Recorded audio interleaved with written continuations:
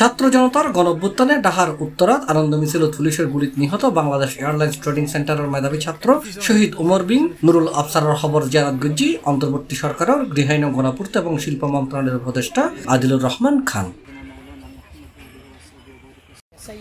ফেব্রুয়ারির 1 তারিখ শনিবার বিকালে শহীদ উমরের গ্রামের বাড়ি চট্টগ্রাম জেলার বলহালি উপজেলার পুপাদিয়া ইউনিয়নের আকুবদন্ডি গ্রামত যাইরে খবর জিয়ারত এবং শহীদ পরিবারের সাক্ষাৎ গুজ্জি তিনি।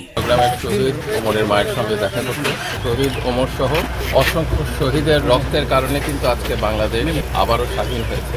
বাংলাদেশে যে ফ্যাসিবাদের জায়গা নাই এটি আমরা সারা বাংলাদেশ ঘুরে বলে দিতে চাই। ছাত্র জনতার অভ্যুত্থানের শক্তিকে আবার একইভাবে ঐক্যবদ্ধভাবে রাখা যায় তার জন্য আমরা সারা দেশে এই বার্তা দিতে চাই। আমরা শহীদের মায়ের সঙ্গে দেখা করলাম, শহীদের কবর জিয়ারত করলাম। আল্লাহ যেন তার বেহেশত নসিব করে।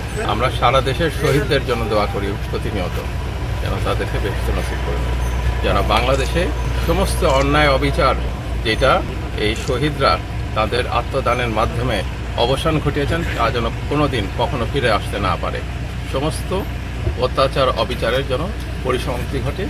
এই জন্যই শহীদদের কাছে আসা, শহীদের কবর জিয়ারত। এই সময় উপস্থিত আছেন উপদেষ্টার একান্ত সচিব ডক্টর সৈয়দ মোহাম্মদ আমিনুর রহমান, উপজেলা নির্বাহী কর্মকর্তা হিমাদ্রি কিসা, সহকারী কমিশনার ভূমি কানিস ফাতেমা, বলহালি আর্মি ক্যাম্পের দায়িত্বরত ক্যাপ্টেন জাহিন, পটিয়া সার্কেলের অতিরিক্ত পুলিশ সুপার মোহাম্মদ আরিফুল ইসলাম, থানার অফিসার ইনচার্জ গোলাম সরওয়ার, জামায়াত নেতা মোহাম্মদ বাবুল, মোহাম্মদ নাজিমউদ্দিন, মোহাম্মদ ইউসুফ, ছাত্র প্রতিনিধি মোহাম্মদ শাকিল সহ আরও অনেকে।